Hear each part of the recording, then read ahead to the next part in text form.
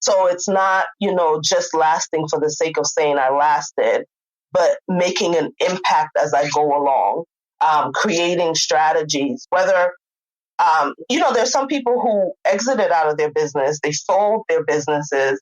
And to me, there's still longevity there, even though they're not doing what they started off doing. I think it's about learning, it's about evolving, it's about growing, being amenable to the changes that are happening in the industry that you are in. You're listening to the Black to Business podcast, an educational podcast providing Black entrepreneurs with the tools and resources to start and grow their businesses. We chat with vetted Black entrepreneurs, thought leaders, and business owners as they provide tips and resources to help take your business to the next level. I'm your host, Monique T. Marshall. Hey, and welcome back to another episode of the Black to Business podcast. I'm your host, Monique T. Marshall, and today we're discussing how entrepreneurs can plan early for longevity. So when we first start a business or our grand ideas begin to materialize, we immediately begin to envision the future. We desire to see our businesses create an impact and be legacy building. But to do so, we need to make sure that we have a concrete strategy in place. In today's episode, we're digging deep into the foundation and cementing some key factors to help you plan for your end goal, whatever it may be for your business. Today, our guest unpacks the importance of planning and how you as a business owner can create strategies that carry your vision even long after you're gone. As the saying goes, failure to plan is a plan to fail. Joining me today for this discussion is Andrena Sawyer, multi-award winner, author, and entrepreneur who has made it her mission to help small businesses gear up for the unknown. Let's get right into it.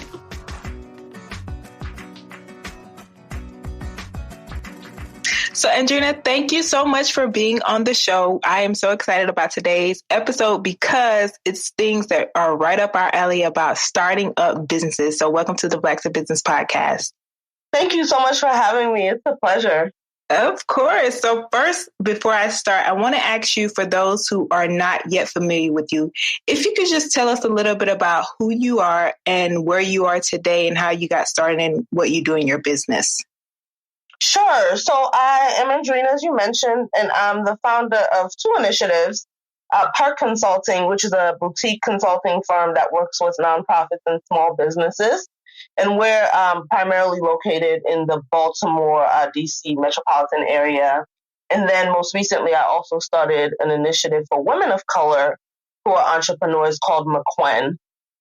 Outside of what I do professionally, I'm originally from Sierra Leone. I grew up in New Jersey, the oldest of three girls. I love to write. And right now I am consumed with transitioning back to real life. COVID, I am just consumed with trying to find what's going on, how can I get my hands in there? And just really just enjoying life and trying to find that balance between business, and just living. Yes, I agree. And that's so wonderful because we love that, because we always encourage our audience to, you got to handle business, but at the same time, you want to live. So I love that message. Definitely. Thank you. Of course. So first, to start off, I want to know, what does entrepreneurship mean to you, and how have you integrated your passion for business, with your personal life? Because I think that's important for people to hear. Yeah, that's a great question. So for me, entrepreneurship is a way of life. It's all about ownership. It's about translating a vision that's in your mind that only you can see, and translating it on paper and into reality so that other people can buy into that vision. When I started as an entrepreneur, I wrongly assumed that it was going to be just about profitability and putting systems and operations in place. And I just assumed things would be so mechanic. And now 10 years into entrepreneurship, I'm learning that it really is a way of life. It's about being creative. It's about pairing strategies with passion. It's about being able to talk to other people and being able to convey the energy that you have for something. So I think entrepreneurs, what does it mean to me? It's such a loaded question, because to me, it's how I live my life now. Yes, I love that. Entrepreneurship is life. And it is, people like to say business is separate, but at the same time, it is kind of like your lifestyle affects your business and such, even your mindset and things like that. So I love that answer. And one of the things that I know you do with P.E.R.K Consultant is you help, like you mentioned, mid-sized businesses as well as nonprofits. And I'm sure with some of the resources that you've been able to give your audience, you see what it takes to sustain a business and provide and, go in for the long haul. So today we're talking about how entrepreneurs can plan for longevity. And I want to talk to you about what does longevity in business mean and how do you find that people can create that in their business? Because I will say that our audience are, those are people who are starting out. So I want to make sure that we give them those tools that they need to be in it for the long. Yeah, no, that's great. Longevity, it means being able to last. I think that for me, I'll speak for myself, I won't speak for other people, but for me, longevity when I started looked like being able to say I reached certain milestones. So 10 years, 15 years, 20 years. And that's still what longevity means, right? It means being able to last and be present and doing the work that you want to do for as long as possible. But in addition to that now, I'm finding that success and longevity for me looks like being able to be just as excited 10 years later as I was when I started. So it's not, just lasting for the sake of saying I lasted, but making an impact as I go along, creating strategies, whether there's some people who exited out of their business, they sold their businesses, and to me, there's still longevity there, even though they're not doing what they started off doing. I think it's about learning, it's about evolving, it's about growing, being amenable to the changes that are happening in the industry that you are in. How do people get to sustain their businesses? I think there are a couple of things. One is to make sure that you start with good strategy. Yes. One of the things that we teach is strategic planning. And I always say that the biggest mistake or the biggest barrier to longevity is not being able to compartmentalize your business so that you can grow it in a systematic way. So I think that's one thing is for entrepreneurs to know that as you're starting, it's never too late to implement strategies in there. And then number two is to make sure that you are flexible. Don't be so rigid that you can't adjust, because a lot of times it's that inflexibility that kills businesses and causes business owners to burn out.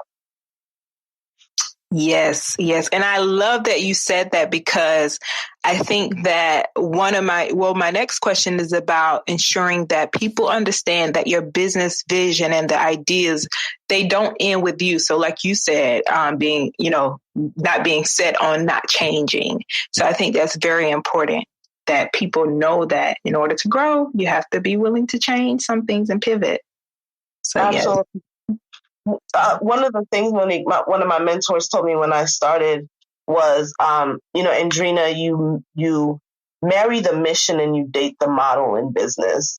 And yeah, it was such good advice. I've held on to it for all these years. And what he meant was the reason why you start off, that never changes. The why never changes. But how you do business should respond to the market. It should respond to things like COVID. It should respond to customer reactions. It should respond to competitors. And if you don't know how to be amenable, you can't survive. And it was such good advice. Yes, I love that. And that makes me so excited, because one of the things you said is that people like longevity is 10 years out or a couple years out. I think that really is tough during those first few years if you don't have, like you said, that strategic planning in place, which is something that we really, really drill down on people understanding. And I love the fact that you really help people who are mid-sized and nonprofits and things like that. And I think it's important for them to understand the power of the foundation, setting the foundation. So yes. And one of the things I know that you have done is you've written a book. The Misadventures of the New Entrepreneur, 5 Things They Won't Teach You in Business School. Tell me about that. Yeah. So, first of all, I have to say that I love that you are intentional about talking to new entrepreneurs. Yeah, thank you. Yeah, it's such a lost segment because so many people are just focused on the people who are operational and the veterans. But I wrote that book specifically for new entrepreneurs. And what it is kind of like my tell-all, where I say, these are the things that no one told me. And thankfully, I survived them. But I feel like it's my obligation to tell other new entrepreneurs, because if no one tells you, you might not survive the first few years. It's hard. Right. Yeah, so I talk about some of the technical pieces of business, right? Like strategic planning, like how to develop a healthy cash flow system, how to make sure that you're authentic and true to your marketing strategies. But then I talk about some of the personal things, like the toll it took on my mental health, the toll it took on my physical health, leadership and having to do with the high turnover because some people aren't ready for the startup culture. So I talked about some of those things, and then I talked a little bit about the technical pieces. But I call it the misadventures because it was not glamorous. I struggled a lot. I struggled a lot. And for years, I was so embarrassed to talk about some of those struggles. I mean, I'm no longer in that space, thankfully. But I wrote that book to say that if you are in a similar space, you're not alone. And if you're not in that space and you're getting ready to get into entrepreneurship, here are some of the things you might experience.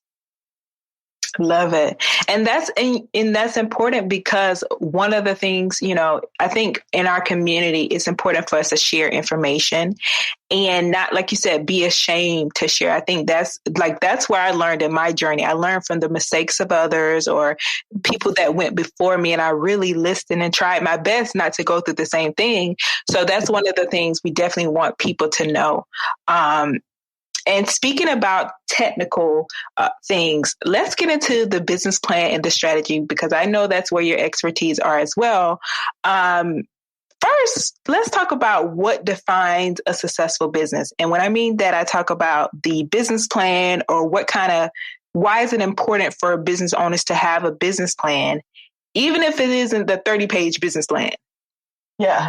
Well, I think it's important to have a business plan so that you know what you're doing.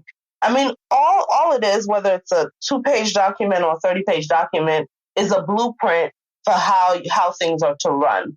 And, Monique, you mentioned something earlier that's so good, which is that your business should be able to survive without you. Mm-hmm. So when you have a blueprint, if you as a business owner has to step away for a 2-week vacation or something else, like there's something that's documented so that everything doesn't halt, your operations doesn't halt. There's something that someone else can consult to say, this is how, Back to Business does things, and we're going to kind of keep things going in the interim. So it's important to have that. But then for you as the business owner, it also helps with just clarity and vision. One of the things that I learned is like the day-to-day operations of business is very overwhelming, and it's easy to get into a reactive posture where you're just putting out fires as they pop up. And those fires can easily become a distraction if you're not careful. And so you get so caught up in answering emails and dealing with people and customers that you forget that there's a vision here that you said you were going to pursue. And so the business plan is helpful for bringing you back to basics, back to whatever it is that you said you needed to do as an organization, so that you can still put out fires, but you can do so systematically without having to forego the original vision and the plan. So it helps with just the soundness of mind for the business owner, but then clarity in operations for the business. Yes, I like that you said that, because I find that sometimes I've grown, but to be reactionary, like, oh my God, I just want to get this done right now. And then you're hopping from one thing to the next. And some of the tasks that you're in the midst of, they require deep focus. So if you're just hopping from task to task, that just, you're not productive, I feel. So yes, I agree. Yeah. That's so good. So, something else that I learned is, as a business owner, everything is important, but not urgent. And sometimes, we confuse that and we just think, oh, there's an email that just came up from a customer. Let me go handle that. And it's important that you get back to the customer, but maybe that can wait a couple hours. Yeah. Just, being proactive instead of reactive is kind of training your mind to figure out what's in the important box and what's in the urgent box. I love that. And let's talk about some key components of a business plan. So what are some things, and even strategy? So if you could give advice on some key things that should be included in your business plan as well as your business strategy. Yeah. I'm happy that you differentiated them because people do confuse a strategic plan with a business plan. And the difference I like to tell people is your business plan is kind of your business in its ideal state. So it's usually a means to an end because most people will develop it if they're going to get a loan or they're bringing in an investor or something of the sort. But what it is it says, if I get all the resources, this is what my business will look like, which is great. But the strategic plan is a much more realistic and actionable document because it actually it paints what the strategy should be for successful implementation. So in a business plan, the necessary elements are an executive summary, market research, competitive analysis, a personnel plan, and financial projections. But in a strategic plan, your business is split up. We use this framework where we split up the business into 4 sections. So there's the finances of the business, the operations of your business, the capacity, and then the customer. And what the strategic plan does is it says, in these 4 areas, these are our strategies for growth for the next 1 year, 3 years, or 5 years. But the strategic plan is different than the business plan because it says that we're not quite where we want to be. And even if we don't get all the elements that we need, this is what realistic growth can look like. Yes. Andrena, I'm going to be honest. Now, I know, but from the outside listening to this seems like a lot of work. And if I'm a new business owner, sometimes, especially in this day and age, I just want to go out and I just want to market my services and hope that it works. So the importance I want to talk about are doing these things on the front end. Yeah. It's extremely important. It's so important for us that we decided to do DIY classes because we understand that not everybody can just shell out hundreds and hundreds of dollars for someone to develop these plans. Right. So our goal was, how do we make this affordable? But it's really important, Monique. And one of the reasons it's important is because I'd say maybe 7 or 8 clients out of 10 that we get are those who started it, and then they inevitably have to come back to do the strategic plan. So it's like, pick your poison. Either you kind of just buckle down and do it before you start, or you, by trial and error, you start and you run, and then you find that you are just kind of running helter-skelter and have to come back to doing this anyway. But it's an inevitable part of the process if you want to build a business that's going to last. If you're okay with it being kind of a passion and something that's creative and abstract, then by all means, just do the creative thing. But if you want this to be income generating, you want it to be sustainable, you want to scale and hire people, you have to do this. And it doesn't have to be as cumbersome. So there are certain resources like gus.com that make it easy for you to just do the elements of the plans that you need rather than the entire plan. We use something that we got from onstrategyhq.com that's called a 1-page plan template. So instead of it being like a 30-page document, you can do this in a 1-page template and still get all the necessary elements to kind of guide your work. Yes. And Andrena, when you're speaking, it makes me think of, how important it is to find those people who you go to for certain things, because I feel like it becomes overwhelming when you're hunting and pecking all over the internet and you haven't found that trusted source. So that's why I love what you're doing, because I know one of the things you're also doing is the business in a box, right? Yes, correct. Correct. So what is that? Yeah, so it's our effort to be a one-stop shop. Mm-hmm. What we found early on was that many of our clients were coming to us for the same services. So, the strategic plan or the business plan. And then they would ask, oh, do you know someone who does this? Or do you do this? And so we said, well, if we're seeing repetition here, then what if we just offered all of those services? And anything that's outside of our scope of work, we can partner with other agencies so that the client doesn't have to go to 4 different consultants, but through our partnerships, they can just stop here and get everything that they need. So that's where Business in a Box came from. And what it is it's a convenience kind of product that offers a business plan or a strategic plan, a website, a logo, a business card template, and then an initial marketing and branding consult. So just everything you need as a starter kit to really kind of get you up and going. I love that. And it is very affordable. And I mentioned that because I think about when I was starting, there are people I work with to this day. I've been doing Black Business since 2013. And I work with some of the same people. And I'm sure there are people who are listening that are like me. I don't like hunting all over the internet to find people. Once I find a good person, I want to stick with them. And if I find a good resource that can do all I need, I want to stick with them. So definitely check out Business in a Box. Love that. Thank you. And I want to talk about, so you said the business plan and the business strategy and alignment when it comes to the marketing, the finance, the staff, even, all of these things of getting people on board. How do you do that after you've created this plan? So after you've created the plan, then it's really a matter of following the steps. Hopefully you're working with a consultant who doesn't just develop a plan and just says, here you go, but someone who's going to actually explain to you, these are the initial steps and these are what the building blocks look like.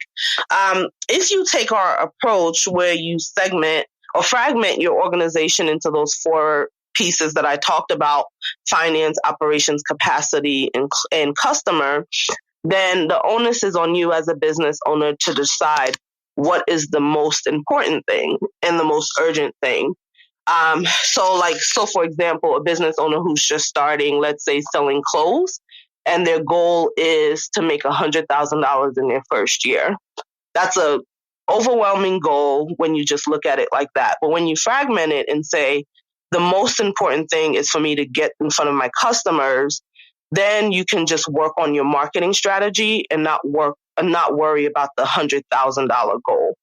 If you can develop a price point, and we call these KPIs, key performance indexes. So in the marketing strategy, if you can say, if I can get 1,000 clients to buy 100 products, right, over the course of 10 months, that's going to put me at that financial goal.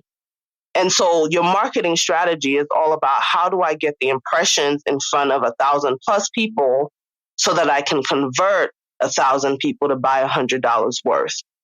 And we can all you can, as an organization, just focus on that quadrant for marketing and develop it there.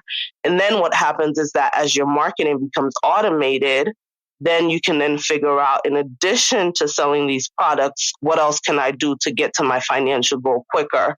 But you only move to that question after your customer or your marketing part has been streamlined and automated, and it doesn't need your attention as much. I said a lot. Hopefully that made sense. It makes sense. And breaking it up, not that overwhelming goal. Because I think as leaders, we are the visionaries. And sometimes we don't think about the day-to-day and breaking up the goals and the tasks. We have this big vision, and that's what makes it overwhelming sometimes. So yes, breaking it up. I like that. Yeah. I'm sorry, not to cut you off, Monique, but there's this concept of cascading goals, which says that as a business owner, everything is not as important. So, or is not equally important. And so what that means is the example I just gave with the business owner who is getting into fashion. This might look like creating a to-do list of 10 things. And on there is your website, is figuring out who your vendors will be, is that $100,000 goal, is your products. And the cascading goal says none of that stuff is important if I don't trademark or register my business first. Because if I put my ideas out there, then somebody else will get it before I do. And when we can scratch off protection on the list, then we can move on to something else, and we can move on to something else rather than I just want to start a business. I don't know where to start. And you're just kind of casting this wide net and you're just trying to grab any and everything. Yes. You got to have a plan, everyone. You have to have a plan, because if you don't have a plan, you plan to fail. And we do not want our talents and our ideas to go to waste. So no, agreed. One of the things a lot of people who are listening, well, some people, they're maybe looking to get investments. So when they've drafted this proposal, they drafted this plan, what are some things or tips and advice that you can give people who are looking to get investors, and key things to keep in mind during the process? Yeah, get the first tip I would give is to get your marketing and your pitch information, just tighten that up a bit. We've been in situations where people have said that, and we'll ask them, well, what does your pitch deck look like? And they don't know what a pitch deck is, and that's a good first place to start. And if for anybody that's listening that doesn't know, if you just Google pitch deck, some of the bigger companies like maybe Uber will pop up, and you'll get some insight into what their original pitch deck looked like before they blew up and got the investors.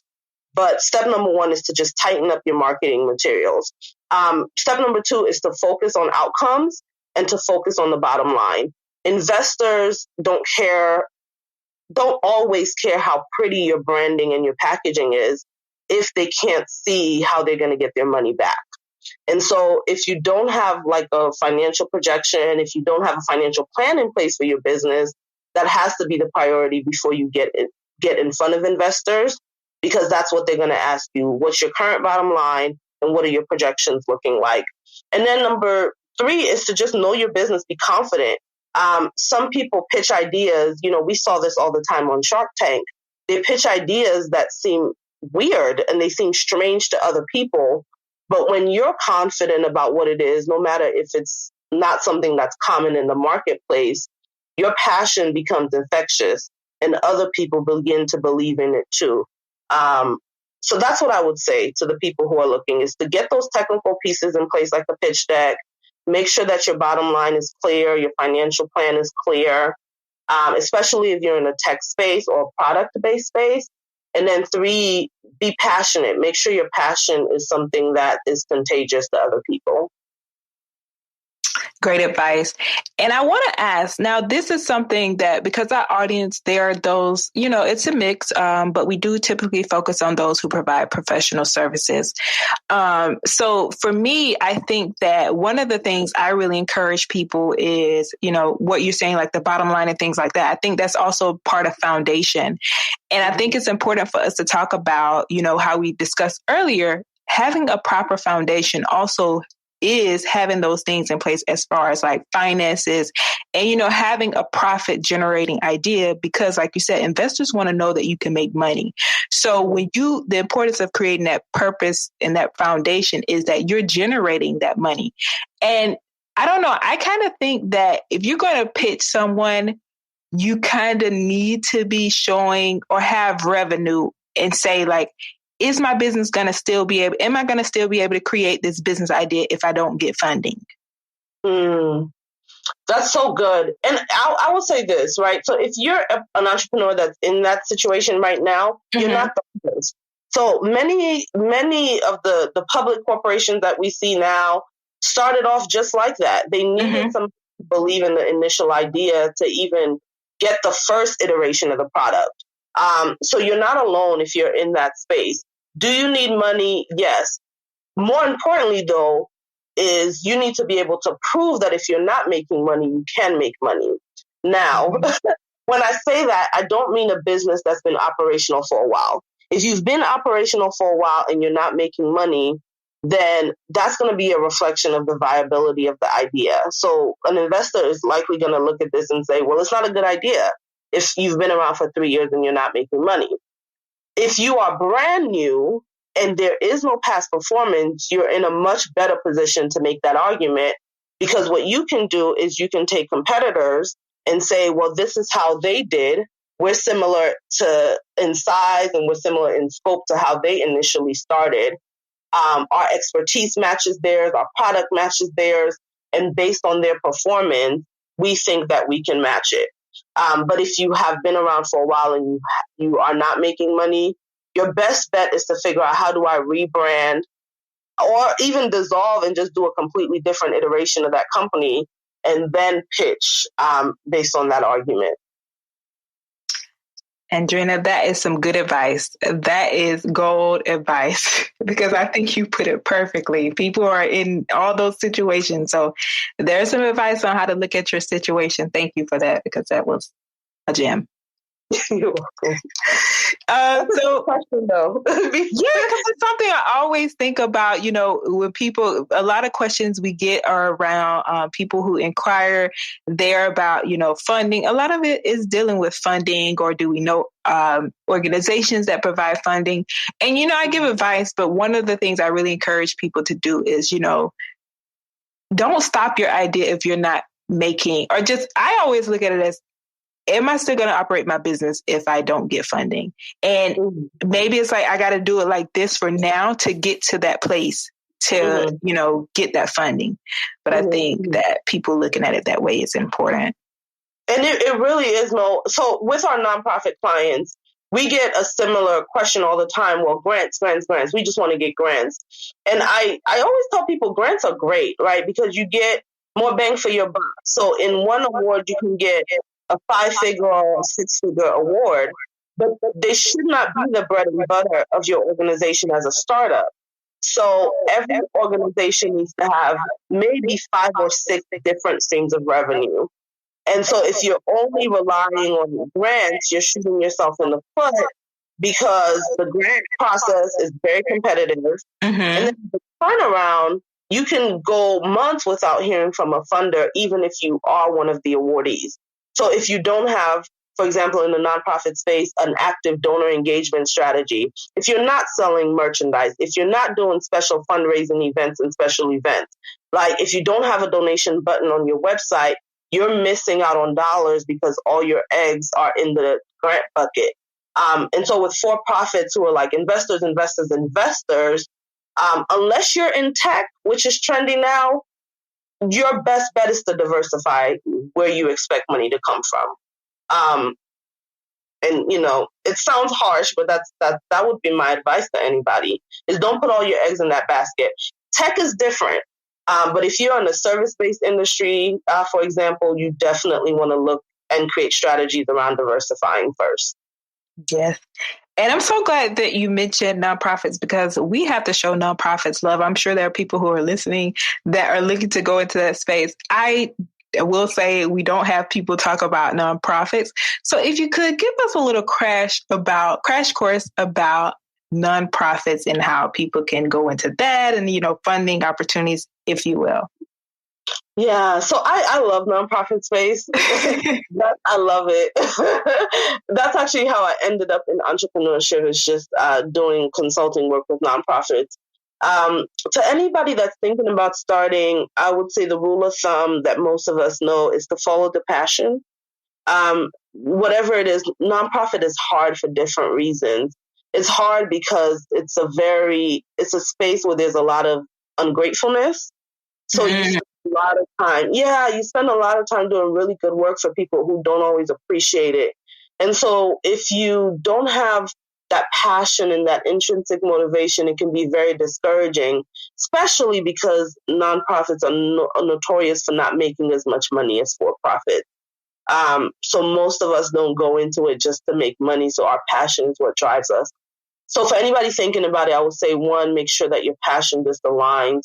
And then 2, similar to for-profits, make sure your strategies are good. Make sure that you have a financial system in place that diversifies how money will come in.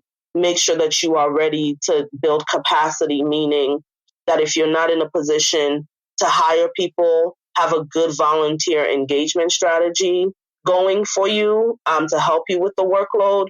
Most people will willingly volunteer for a nonprofit before a for-profit. And so just put those strategies in place to help you build some momentum. Yes. What are some of the myths about nonprofit, like things people believe that are really, if you could think off top?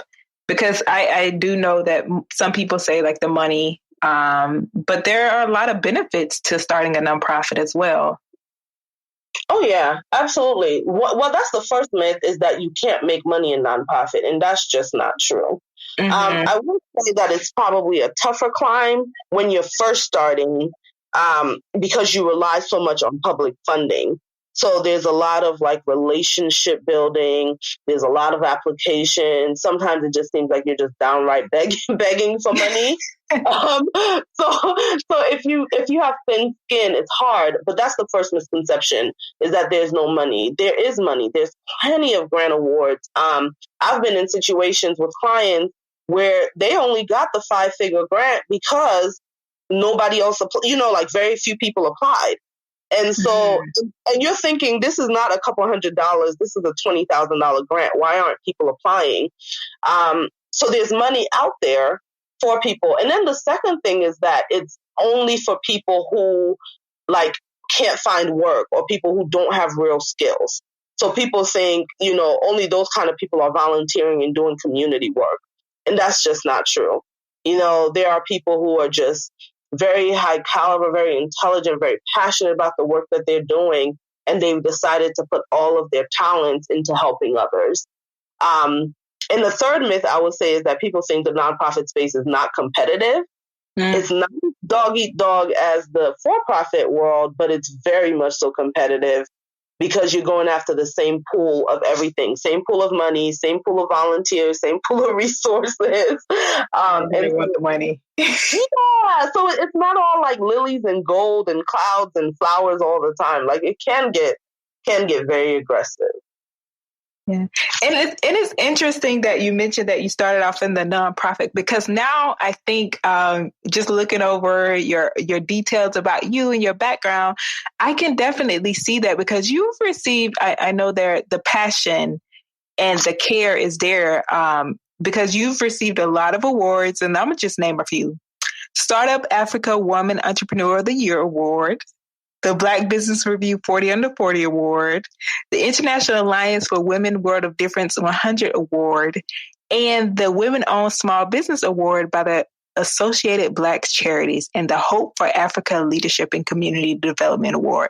So kudos to you, and thank you for all that you're doing. Of course. I was like, wow. And looking at that, I know that even what you're doing with P.E.R.K Consulting and the many awards that you've received, you see that there is inequality, I'm sure, and there are issues with access to certain resources and things like that. What do you feel is why this is the reason, especially when it comes to, of course, the Black community, and any kind of solutions for those who are feeling like, what's the end? Are we going to come out in the clear? Yeah, that's such a tough question, because it's it's like you're faced with it, especially if you are a person of color, yeah, and a woman of color, because you have so many strikes against you, quote unquote strikes against you, and so it just seems like a never-ending battle. But I personally believe that there is going to be an end in sight soon with some of these disparities. What are the challenges? Well, the disparities, obviously, they cause a lack of access to resources. Yes. So, you have a brilliant woman of color, and then you have a brilliant white woman who are from completely different neighborhoods. And one of them will be able to go to the library, and somebody's readily available to point them in the direction of grants. Or they'll have an SBA that's within walking distance or within close driving distance. And then you have the woman of color, and some of this sounds stereotypical, but it's more common than we like to believe. Right. Where they don't have access to the person who's going to point them to the resources. And if that person is there, there's a lack of visibility. So you have to know someone who knows someone who knows someone who can tell you about, that grant that's available. And so already when you're starting out, like, again, that disparity is there. But then when you get into the space, there's a lack of awareness about the technical know-how. So some of the language, navigating grant applications, for example, it might not be familiar to you if you didn't come from a background where that's common language. I've seen it where it even affects women and their confidence to show up because, they look in the room and they see, all right, there are 50 people and I'm one of 3 Black women. And so it's like, if you didn't find your voice early on and you didn't have somebody there pushing you to go, you might not say anything for the entire conversation. You're just there listening. And when you're just there listening, it's easy to overlook you. It's easy for the relationships to form so that you can get the contract. And so in a lot of ways, these disparities mean that we play catch up. And then when we exert all that energy into catching up and it's finally time to play, we're tired. And so, there's so many kind of in between and nuances to this. I don't know if we have time to get into all of those, but I'm very, very passionate about it. I hated, that's why I started McQuinn. I hated being in a room where I was one of like 3 Black people and one of 2 Black women and one of people who was under a certain age. Like I just felt smaller and smaller and smaller. The more I noticed the differences. So it's a huge challenge. And I think it's important to talk about that because, of course, we're in 2021 and we're still talking about the first things. It's so sad. But then also the fact that, we want representation matters. But I think it's important for us to recognize, that strides are being taken. But I don't think it's a badge of honor always to say, I'm one of few in the room, because that's not how we want it to be. We want representation to be large. And I always tell people now, it's like, we're in this time now, take advantage of this white guilt because and this money, that's what I say. It's the real advice, but because this is some of the ways that we're going to get ahead. So like you said, sometimes people aren't applying for those grants because they're thinking not other people are applying. And sometimes people are just giving them because they need to meet these numbers, but we'll take it sometimes. We will all the time, Monique. Right. I wanted to sound, but in my head, we'll take it. Yeah, no, and that's so good. I'm so glad you mentioned that because that's so true. I think it's like being like emotionally intelligent and sensitive to the time looks like understanding there's a shift and you take advantage of that shift. Because it's hard. It's hard for us. I mean, I had another interview that I did a couple months ago where we were talking about disparities and the conversation stopped at credit. Because in and of itself is like a 3-hour conversation about what leads to the inequities for getting loans. So why, on average, like our credit scores are much lower. And like the lack of resources that led to that. So to break up the disparities and the inequities, I mean, it's a lot. It's a lot. And so if there's anything being offered that you can take advantage of, that especially for people of color, take it. And it feels a little bit like affirmative action-y. Like I don't want to be the whatever. Listen. Whatever. But I see. And that is around, like mindset. Because I think, we do think, especially in our community, we think, I don't want people to look at me as doing this. I'm telling you, other communities, they do it. And I was just saying the other day, people think about, how are other people going to perceive me? But like, I know for you, Andrena, I can just see that your heart is in the right place and why you're doing things. And I think that people have to give themselves more credit and say, if I'm not a shady person, I'm not going to do shady business. Yeah. So take advantage of it. It isn't wrong. I totally agree with you. And thank you for saying that. That means a lot. That's always been my heart is like, I want my heart to be, my business to be a reflection of my heart. But as soon as you said that, the first person that I thought about is Joel Osteen, who is, a white male preacher. And for a while, he was on the news because when PPP loans were being given out, his church got almost $5 million. And so it's like there was absolutely no shame in saying, listen, the government is giving emergency funds out. Even though we are a multi-million-dollar entity, we're still going to take this, and it's not a handout. Right. You know, if other people can be postured to kind of have that approach, we should be able to too. So if there's an organization that's giving $20,000, it doesn't matter. If you already feel like I don't want a handout, take that handout. Right. And Joel was, and to think about it, Joel wasn't even letting people in the church when something was happening. Can we talk about that? He didn't even open the church. So that's another story. So y'all take the money. For another day. Yes. So yeah, I agree.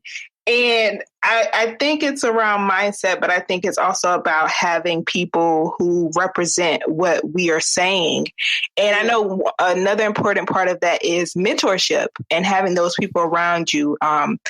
Did you have a mentor? And let's talk about the importance of mentorship in business and how P.E.R.K Consulting is creating a space for this through your trainings and your workshops. Yeah. Did I have mentors? Yes. Is it absolutely necessary? Yes. I come from a background where my parents are entrepreneurial, but my dad, he had a failed business that, it cost our family a lot. Like our home was foreclosed. Like it was financially devastating to us. And so for a long time, I did not want to go into business because I was so scared.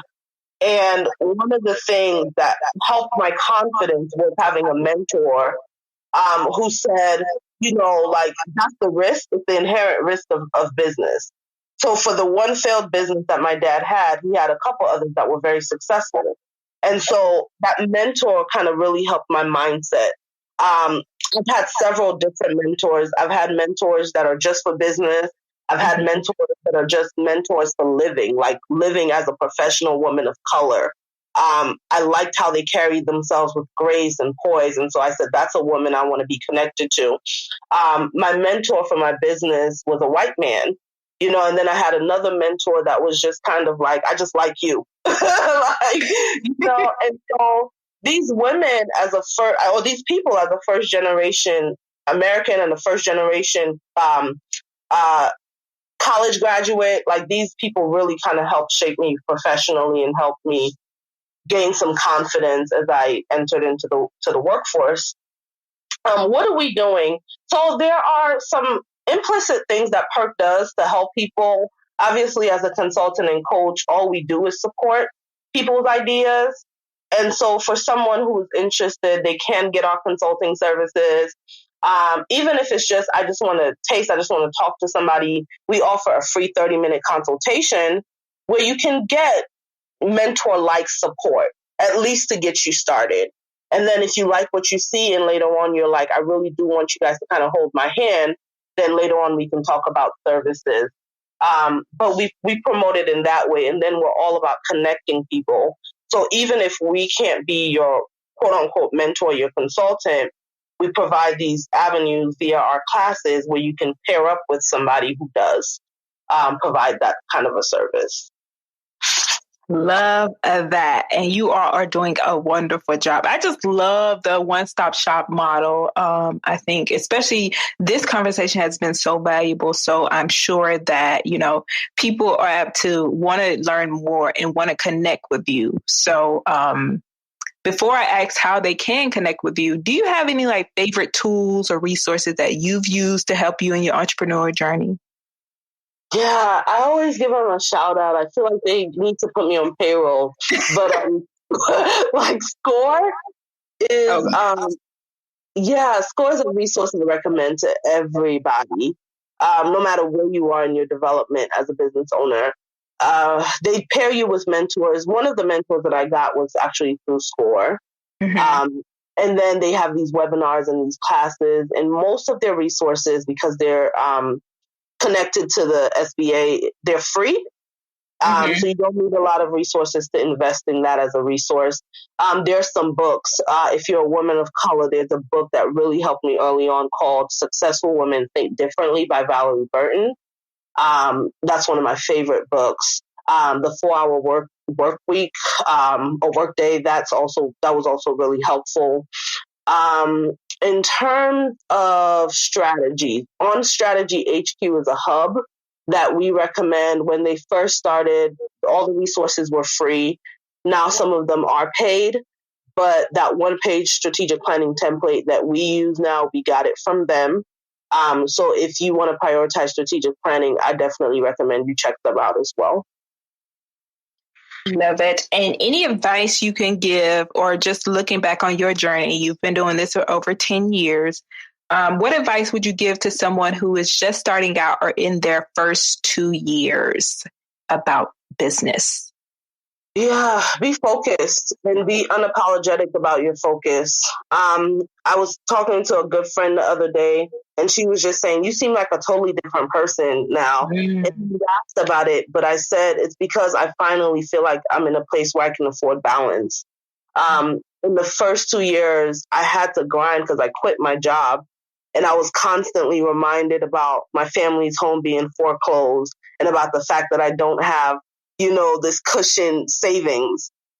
So grind, be unapologetic about it, because if you grind now, you may not have to grind as much later on. So if you're in those first 2 years, like, be unapologetic about like delving into the strategies, finding out the resources, networking, doing as much as you're comfortable with. Second tip is to make sure that you have strategies in place. Invest in good strategies, invest in good tools. One of the things that we did after trying a bunch of different marketing schemes is we focused on social media. And so we started using tools like Hootsuite and Canva, and that saved us so much time. But the return was that became the primary way that we got customers. And so, instead of just shelling out money and trying all these different marketing things, by focusing just on that strategy alone, it saved us a lot of time and brought in a lot of new clients. So focus on strategies. And then number 3 is to make sure that you're intentional about some work-life balance. The first 3 years of business for me were hard. My weight yo-yoed, my mental health, I was anxious, I was depressed. And that's because I did not make time for just me, make time for working out, make time for sleeping well, making sure that I did have some social component in there. So grind, be unapologetic. If people don't understand it, you don't have to apologize for it. Make sure that you have some strategies in there, but then also be intentional about your work-life balance too. Love it. And I always love to piggyback on the systems and the strategies, because even when we talked about earlier, our podcast onboarding strategy, that was something we were very intentional about, and just like, it took time, but now it's easier, so much easier. Thank you for sharing that. And how can people connect with you? So there are several ways. We're mostly social. So if you just want to learn more about P.E.R.K, there's our website, perkconsulting.net, not .com, .net. And then our social handles for almost everywhere is P.E.R.K_consulting. And then if you want to connect with me personally, my social handles are Andrena_Sawyer. Lovely. Well, Andrena, thank you so much for being on the show. This was so value-packed, and thank you for taking the time, and we really appreciate it. So thank you again. Thank you so much for having me on. It's been such a pleasant experience from beginning to end. I appreciate what you're doing and what your platform is doing. Yay, of course. And until next time, for everybody listening. We really unpacked so much within this episode, and I hope that you also found this information helpful. Throughout this episode, what has stuck with me is the importance of planning for the future, even the unknown. The presence of a blueprint allows you room to carry out your vision the best way possible. And Andrena has made some key points, and most importantly, how we shouldn't just dive head first, but rather just sit down, think things through, and find the help we need to start. She has further reinforced just how powerful we are, and we definitely should not doubt ourselves. Listen, I understand that planning for the future is somewhat tricky.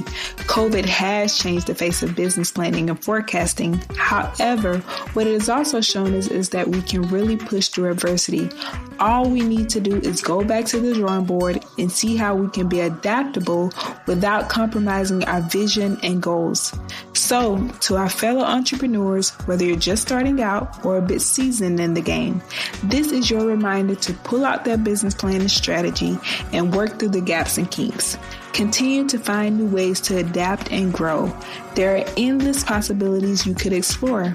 Thank you so much for listening, and be sure to check out blacktobusiness.com/57 for complete show notes and resources mentioned during this episode.